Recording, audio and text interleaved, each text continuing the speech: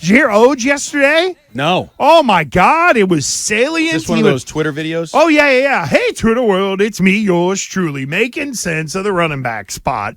Yeah, he was out there talking about how the running back market is what it is. And look, Hart, I said this before you yesterday, and let's start here. The NFL is pretty damn complicit in treating running backs the way they do.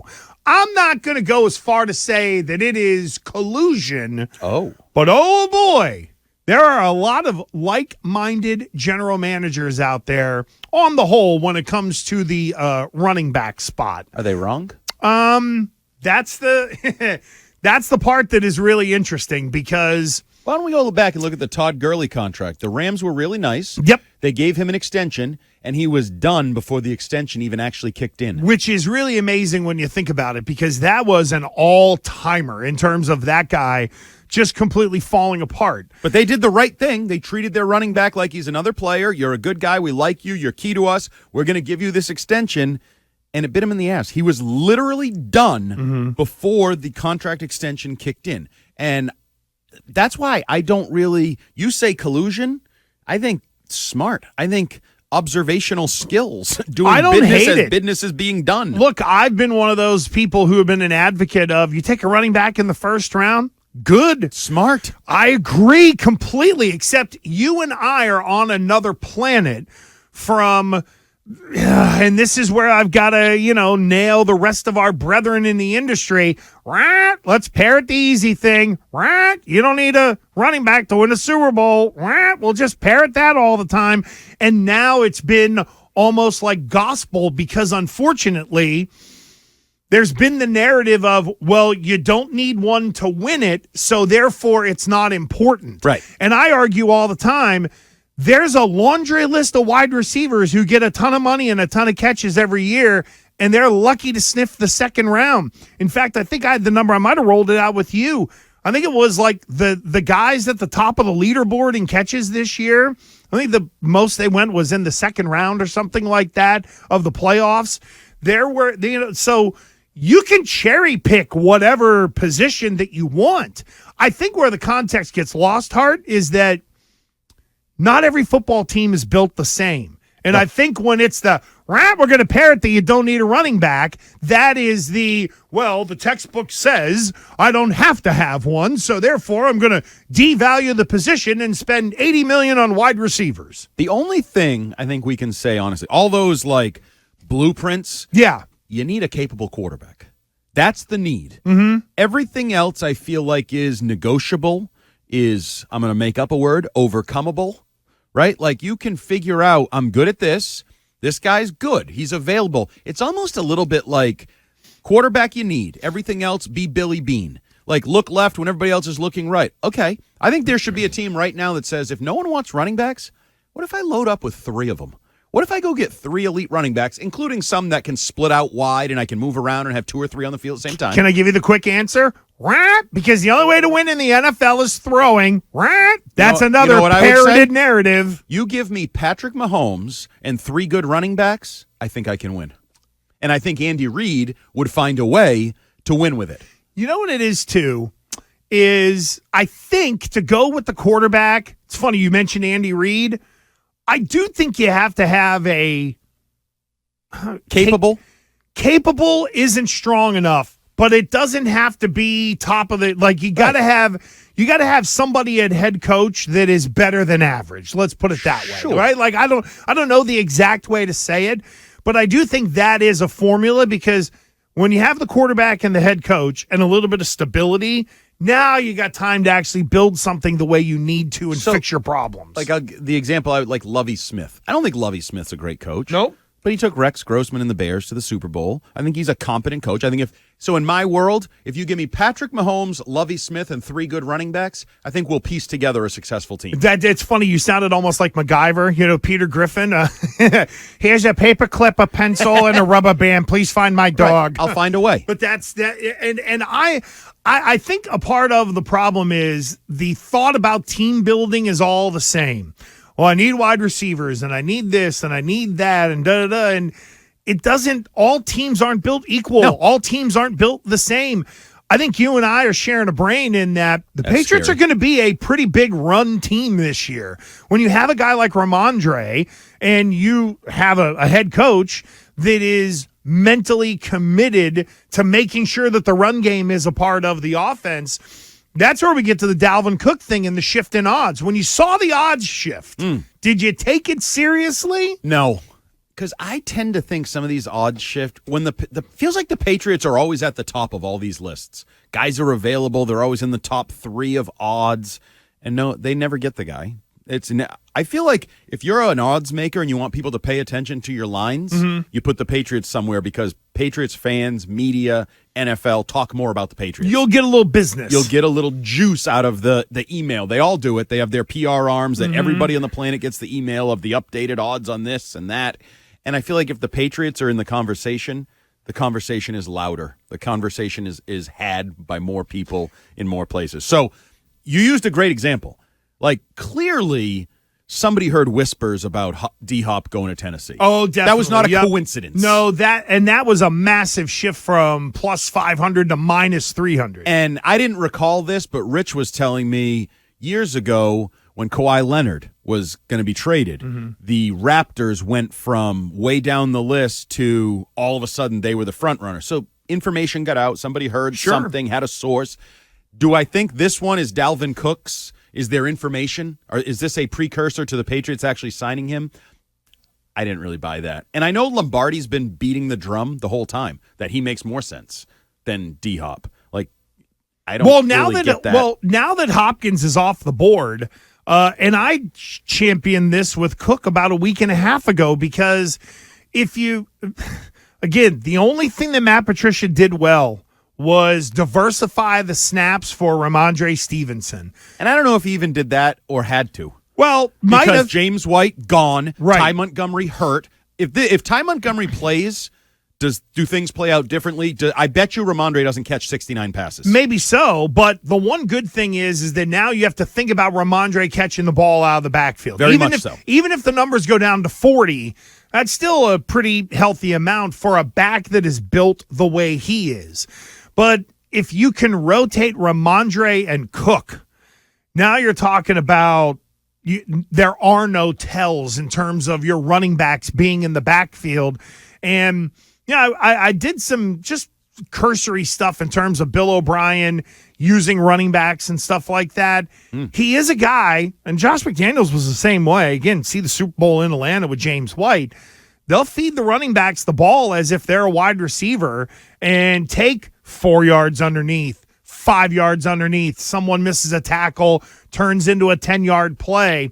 And it makes me wonder, if you do have Juju in the slot and you got your 2 tight ends, who then is the next guy that would be the easiest to work some matchups if you don't want to really throw the ball outside very much? Then it's the running backs. And the running back has been the key to the Patriots offense forever. Exactly. Passing, not the key, but a key aspect. How about put it this way? In terms of Patriot running backs catching the ball out of the backfield, their usage of that sort of strategy is probably among the higher in the league. And if Pierre Strong doesn't come on strong, pun intended, year 2 jump, then Ramondre is the guy. You don't and hell, we were talking about it earlier. Give me Mac Jones, Dalvin Cook, and Ramondre Stevenson on the Patriots. Is that a combination that you can turn into something unique, turn into a 2-headed monster, turn into something that would be productive? And correct me if I'm wrong also, didn't he trade Bill O'Brien? He traded D-Hop for David Johnson, right? And a second-round pick or whatever? Yes. An aging David Johnson. But yes. He liked the idea of David Johnson. Of having multiple backs. A pass-catching dual threat. Remember, he was a fantasy, number 1 overall fantasy pick for a while there, David-type Johnson.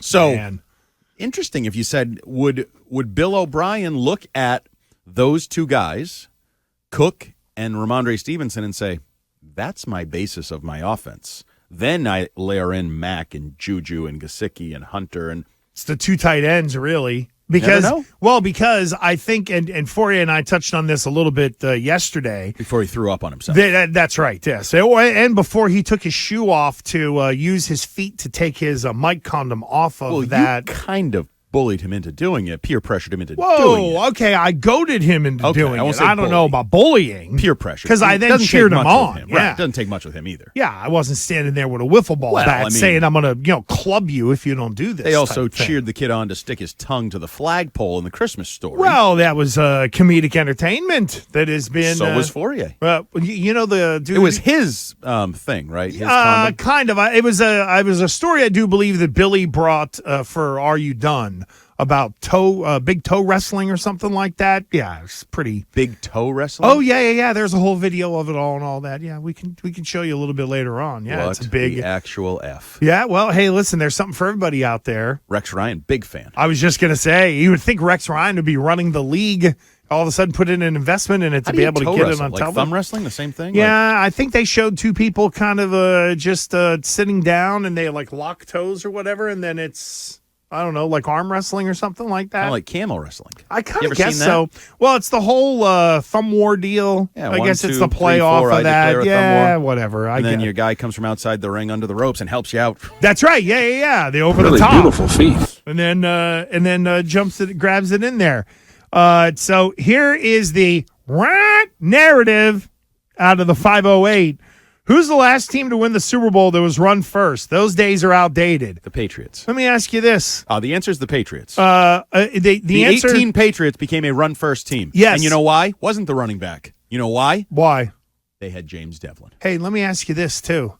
You didn't even skip a beat there. I didn't. What were the Philadelphia Eagles last year? A run-first team? Yeah. So A little different style to it. Right, and the because they're quarterback's doing it with a factor. quarterback. Yes. But or with just the rugby first down plays and all that crap exactly. that people want to ban. So that, oh my God, everybody hates those, Why? right? Why? I'm with you. Fine. Here's a Stop it. Were you the one who said a cheat code? Because I think I've No. thought of one. You know what I would do? I would be if I'm lining up behind a linebacker on that play, I'm pushing that guy the way they're pushing from behind Sure. on offense as well. I'll tell you what I would do. What's that? I would go Greg Williams style. I'd have a wide 9 defensive end and a wide 9 defensive end. I'm giving up the first down. I'm going to tell you, I'm widening out. And people will be like, what are you doing? Those two guys would meet full speed ahead at the quarterback, and I'd see if he wants to do it again. You know what? That's not a bit there. Because you kill the head and the snake will die. And you know what? There will be defensive coordinators that will figure that out. What I would do. Again, think of the Wildcat and what was it, 08?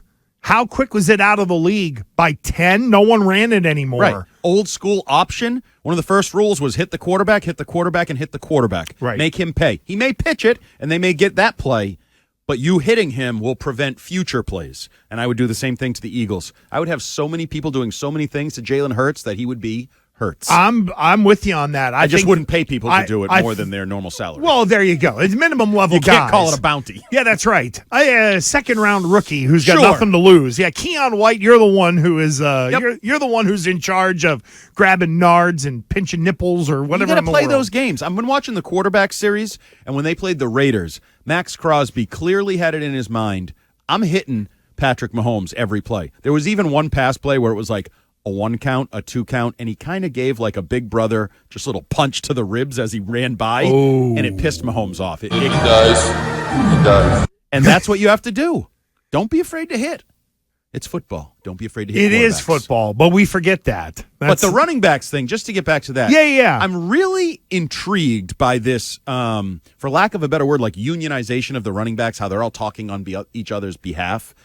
I don't think they're getting screwed. Like, they're getting screwed. It's unfortunate. You know how they're getting screwed? They're getting the same way screwed teachers because- get screwed. Well, everybody says, teachers should make as much as Tom Brady and Beyonce and Right. entertainers.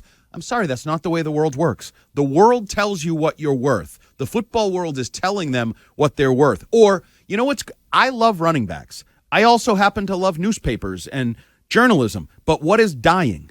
Newspapers and journalism. I feel bad for those people, but the world is setting a value. and fullbacks. And fullbacks. I love fullbacks, but, am I going to go take Tommy Vardell in the first round like Bill Belichick did with the Browns? No. That was actually a bad decision then. It'd be a worse decision now. Oh yeah. But the world tells you what you're worth, right?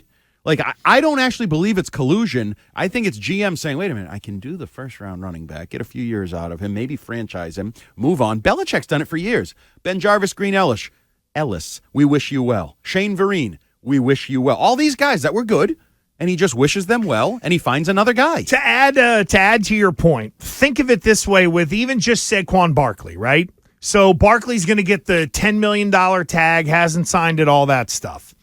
He was offered, I think, $22 million guaranteed. Yes. In a contract from the Giants, right? With like 33 and change total. Fair enough. So what the Giants could do to Barkley is say, okay, if you think there's more out there for you, fine. We'll renounce your rights. We'll sign Cook at $5 million.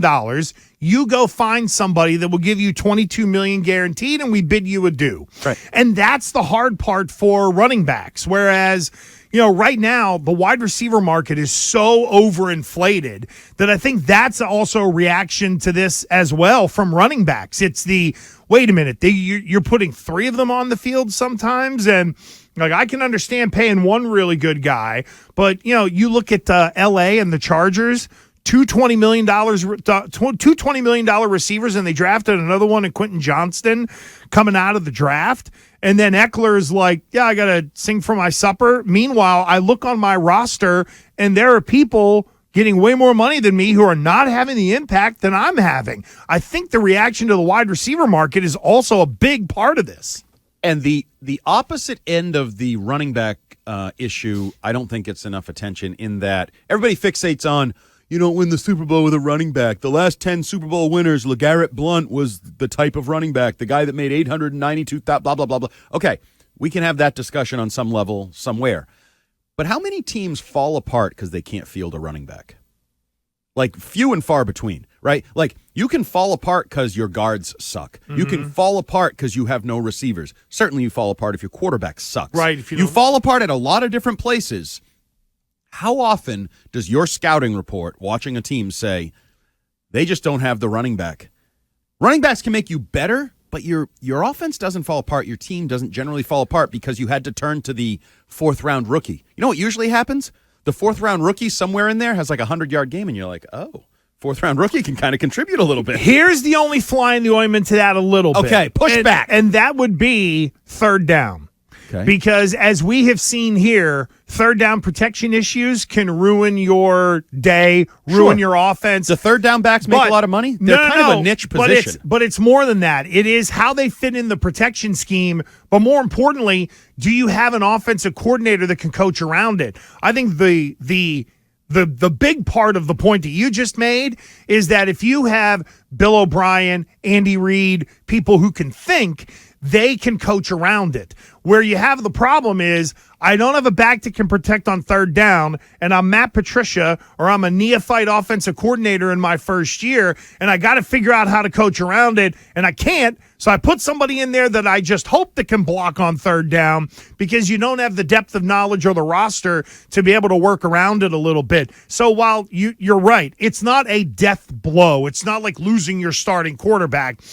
But there can be important plays that if you've got a country fried rube as your OC, you're going to end up having problems because they don't know how to work around it. And usually the good ones work around it by, I don't have a running back? Okay, I put a slot receiver in there. I Bingo. Put a tight end, an H-back, I put some motion, right. Somebody who knows what the hell they're doing. No, instead we're just going to line up and run bootleg on 3rd and 11 with Mac Jones. And then I would also say, those 3rd down backs don't really get paid. Like they're really a niche position. Those guys bounce around, and you can get those veteran guys for the most part. You bring in a Danny Woodhead, and suddenly Danny Woodhead is the next best thing since sliced bread. Oh my God, so Danny Woodhead. I feel for running backs because I love them. I think watching a good running back, watching a Saquon first of all, Saquon Barkley, like at Penn State, was one of the most exciting players on a football field anywhere, any level at that time. And he can still be that in the NFL. Just like Christian McCaffrey is fun to watch. Yep. These guys are centerpiece players, but are you going to change your whole financial outlook just to keep those guys? Or do you say, I can get 80% of Christian McCaffrey, and guess what? Still